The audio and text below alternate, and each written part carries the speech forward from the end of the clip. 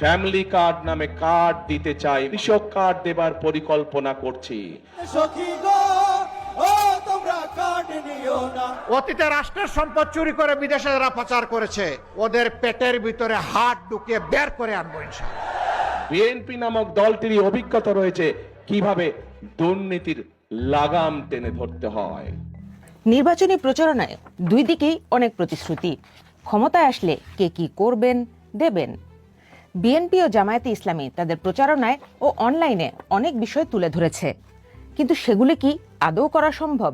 BNP জোর দিচ্ছে নানা সামাজিক পরিকল্পনায়, যেমন ফ্যামিলি কার্ড, কৃষি কার্ড, খাল খনন ইত্যাদি।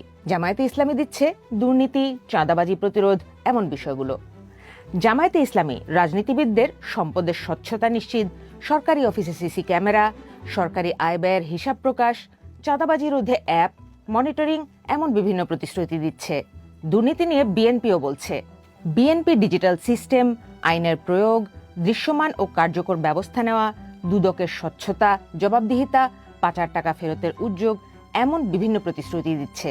দেশকে দুর্নীতিমুক্ত রাখতে বিএনপিকে একমাত্র বিশ্বস্ত রাজনৈতিক দল বলা হচ্ছে। দুর্নীতির পক্ষে তো কেউ প্রকাশ্যে কোনো দল বলবে না যে দুর্নীতি তো এখনই হচ্ছে, যেভাবে প্রচারণা চলছে। তো এরা তো অনেক বেশি টাকা খরচ করছে, আমরা তো জানি। এক একটা শোডাউনে তো প্রচুর খরচ হয়, প্রচুর টাকা এখানে বিনিয়োগ হচ্ছে। তারপরে তো সেই টাকাটা তারা সুদে আসলে কয়েক গুণ তুলে নেবে, আমরা জানি। 2008 সাল থেকে আওয়ামী লীগের সব নির্বাচনী ইশতেহারেও কিন্তু দুর্নীতি প্রতিরোধের প্রতিশ্রুতি দিয়েছিল। অন্তর্বর্তী সরকারের প্রধান উপদেষ্টাও উপদেষ্টাদের আয় সম্পদের বিবরণী জনগণের কাছে প্রকাশ করার কথা বলেছিলেন, যা হয়নি। এ সময় দুদক সংস্কার কমিশনের প্রতিবেদনে মোটা দাগে দলগুলো একমত থাকলেও খসড়া অধ্যাদেশে গুরুত্বপূর্ণ কিছু সুপারিশ বাদ দেওয়া হয়েছে, জানিয়েছে টিআইবি।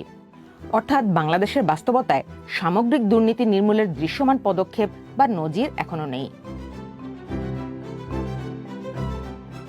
দুই দলই সামাজিক বিভিন্ন খাত নিয়ে অনেক ধরনের প্রতিশ্রুতি দিচ্ছে। দেশব্যাপী জনগণের জন্য সামাজিক সুরক্ষা, শিক্ষা, স্বাস্থ্যসেবা, কর্মসংস্থান বৃদ্ধি, প্রশিক্ষণের ব্যবস্থা, তথ্য প্রযুক্তি, প্রবাসী ও রেমিটেন্স, শিল্প, জ্বালানি, যুব সমাজ ও নারী বিষয়ক উন্নয়ন, পরিবেশ, ধর্মীয় প্রতিষ্ঠান এমন বিভিন্ন দিকে অনেক ধরনের কার্যক্রম নেয়ার কথা বলছে প্রধান দুই প্রতিদ্বন্দ্বী দল। এর অনেক বিষয়ই দীর্ঘমেয়াদী পরিকল্পনার অংশ, কিন্তু বাংলাদেশের অর্থনৈতিক বাস্তবতায় চ্যালেঞ্জও কম না। এত এত প্রতিশ্রুতি দেওয়া হচ্ছে বিভিন্ন রাজনৈতিক দলের পক্ষ থেকে, যেটা শুনতে খুবই ভালো লাগছে এবং যেটার প্রয়োজনও রয়েছে। কিন্তু মূল সমস্যাটা হচ্ছে যে আমাদের টাকা কোথায়, অর্থ কোথায়? আমাদের এই যে সীমিত আর্থিক অবস্থা, রাজস্বের অবস্থা, সরকারের যে ঋণের বোঝা, এই আর্থিক চাপগুলো মোকাবেলা করবে কিভাবে, সেটার জন্য কিন্তু এটা খুব দ্রুত সম্ভব হবে না। খুব বেশি পপুলিস্ট স্লোগানের পরিবর্তে বাস্তবসম্মত যেটা, সেটাই যদি তারা প্রতিশ্রুতি দেন, তাহলে কিন্তু তাদের উপর জনগণের আস্থাটা আরো বাড়বে। সংক্ষেপে দেখলে অর্থনীতিতে বিএনপি বলছে অভিজ্ঞদের নিয়ে সংস্কার কমিশন গঠনের কথা, জামায়াত বলছে ভ্যাট ট্যাক্স ক্রমান্বয়ে কমানোর কথা, শিল্প, বিদ্যুৎ, জ্বালানি খাতের আধুনিকায়ন ও সুশাসনের কথা বলছে বিএনপি।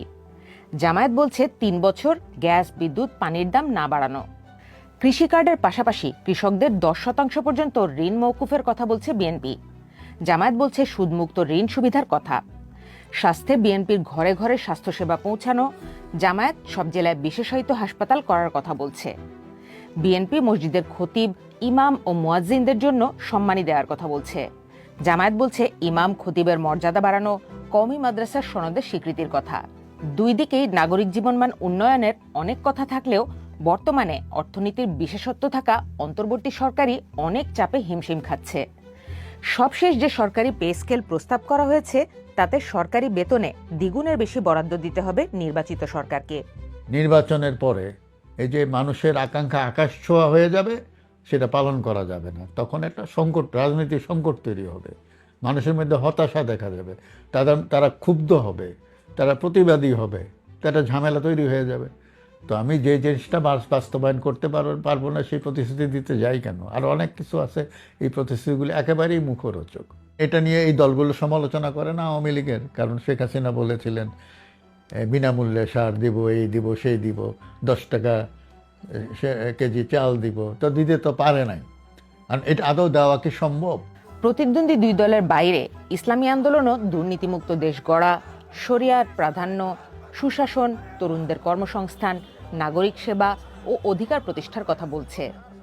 তবে ইতোমধ্যেই যে নিত্যপণ্যের উচ্চ মূল্য, কর্মসংস্থানের সংকট, আমদানি নির্ভরশীলতা, ডলারের দাম বৃদ্ধি সব মিলে সংকট মোকাবেলার পাশাপাশি প্রতিশ্রুতির বাস্তবায়ন যে কোনো দলের জন্যই হবে কঠিন চ্যালেঞ্জ।